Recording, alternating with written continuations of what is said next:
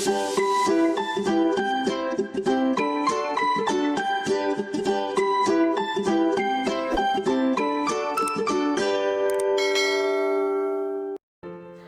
Friends, ഇന്നത്തെ recipe നല്ല tasty ആയിട്ടുള്ള ഗുലാബ് ജാമുൻ്റെ റെസിപ്പിയാണ്.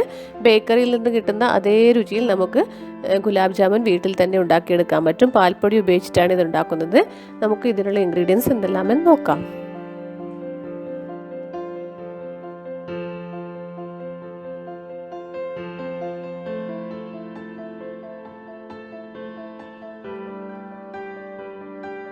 ഗുലാബ് ജാമുൻ ഉണ്ടാക്കുന്നതിനായി വേണ്ടിയിട്ടുള്ള എല്ലാ ഇൻഗ്രീഡിയൻസും ഇവിടെ റെഡിയാക്കി വെച്ചിട്ടുണ്ട്.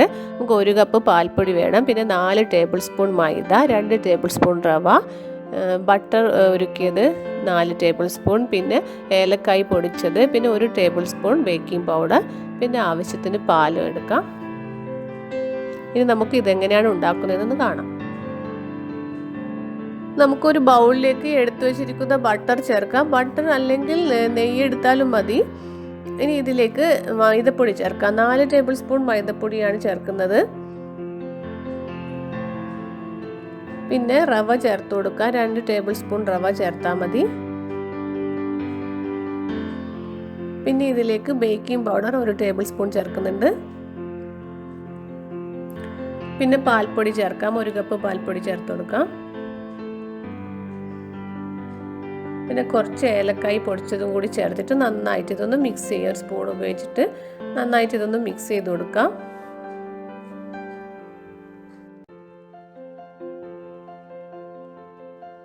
ഡ്രൈ ഇൻഗ്രീഡിയൻസ് എല്ലാം നന്നായിട്ട് മിക്സ് ചെയ്തിട്ടുണ്ട്. ഇനി ഇതിലേക്ക് പാൽ ചേർത്തിട്ട് നന്നായിട്ട് കുഴച്ചെടുക്കാം. നല്ല സോഫ്റ്റ് മാവായിട്ട് ഇത് കുഴച്ചെടുക്കണം. ഒരു 4 ടേബിൾ സ്പൂൺ പാൽ മതിയാവും ഇത് കുഴച്ചെടുക്കാൻ വേണ്ടിയിട്ട്.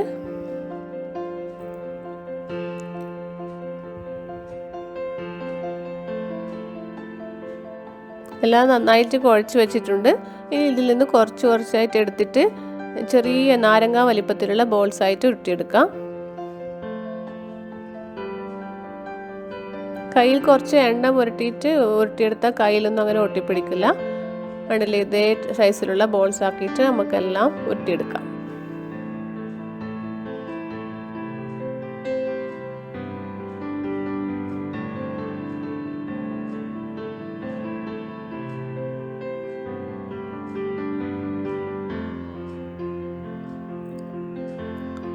ബോൾസ് എല്ലാം ഇവിടെ റെഡിയാക്കി വെച്ചിട്ടുണ്ട്.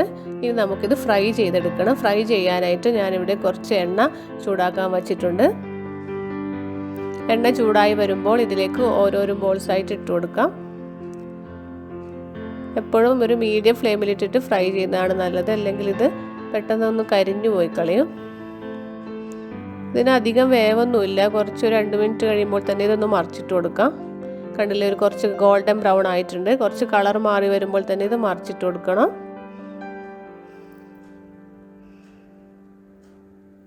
ഈ ഗുലാബ് ജാമുൻ റെഡി ആയിട്ടുണ്ട്. ഇത് നമുക്ക് എണ്ണയിൽ നിന്ന് കോരാം.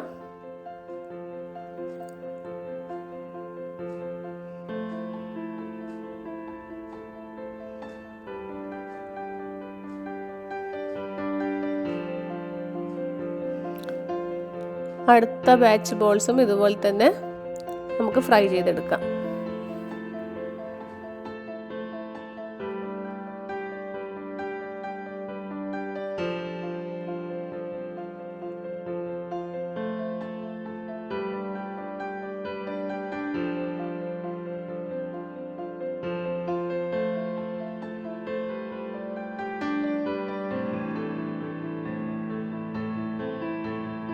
നമുക്കിനി ഷുഗർ സിറപ്പ് ഉണ്ടാക്കണം. അതിനായിട്ട് ഒരു പാത്രത്തിലേക്ക് 2 കപ്പ് പഞ്ചസാര ചേർക്കാം. ഇതിലേക്ക് 2 കപ്പ് വെള്ളം ചേർത്തിട്ട് നന്നായിട്ടൊന്ന് മിക്സ് ചെയ്യാം. എന്നിട്ട് ഒന്ന് തിളപ്പിച്ചെടുക്കണം.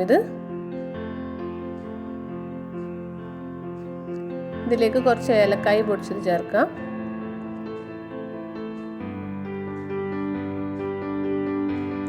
ഇതൊന്ന് തിളച്ച് വരുമ്പോൾ ഇതിലേക്ക് നമ്മൾ റെഡിയാക്കി വെച്ചിരിക്കുന്ന ഗുലാബ് ജാമുൻ ഇട്ട് കൊടുക്കാം.